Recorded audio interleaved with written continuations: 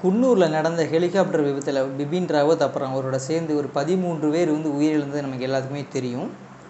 So அந்த விசாரணையில் வந்து பார்த்திங்க அப்படின்னா, அந்த ஹெலிகாப்டரோட அந்த சிதைந்து கிடந்த பாகங்கள் அது எல்லாத்தையும் வந்து இராணுவ அதிகாரிகள் அங்கே முகாமிட்டு கொஞ்சம் கொஞ்சமாக வந்து இராணுவ தளவாடத்துக்கு எடுத்துகிட்டு போயிட்டு இருந்தாங்க அந்த ஏரியாக்களுக்கு. ஸோ இந்த நிலையில் தான் 19 நாள் ஆயிடுச்சு இன்னையோட அவர் இறந்து ஹெலிகாப்டர் ஆக்சிடென்ட் ஆகி.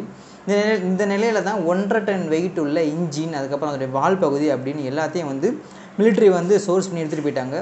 அதிக கனம் இந்த மாதிரி விஷயங்கள் இருக்கிறதுனால பக்கத்தில் இருக்கிற கூலி தொழிலாளிகளையும் வந்து பார்த்திங்கன்னா இராணுவ அதிகாரிகள் கூப்பிட்டுட்டாங்க. ஸோ கூப்பிட்டுக்கிட்டு எஞ்சி எல்லா பகுதியும் வந்து பார்த்திங்க அப்படின்னா டிஸ்ட்ராய் பண்ணி அங்கேருந்து மூவ் பண்ணிட்டாங்க. ஆக்சிடென்ட் ஆன இடத்துலேருந்து மூவ் பண்ணிட்டாங்க. இந்த நிலையில் தான் இன்றைக்கி 19 நாளுக்கு அப்புறம் அந்த இடமே இராணுவ கட்டுப்பாட்டில் தான் இருந்துச்சு, நஞ்சப்பாச்சத்திரம் கிராமமே.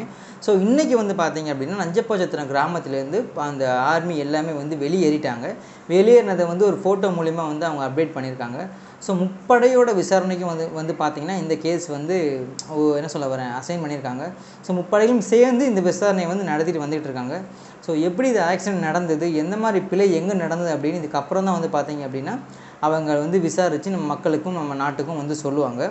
ஸோ வெயிட் பண்ணி பார்க்கலாம். ஸோ ஹெலிகாப்டரோட எல்லா பாகத்தையும் எடுத்துட்டாங்க, ஆய்வுக்கு எடுத்துகிட்டு போயிருக்காங்க.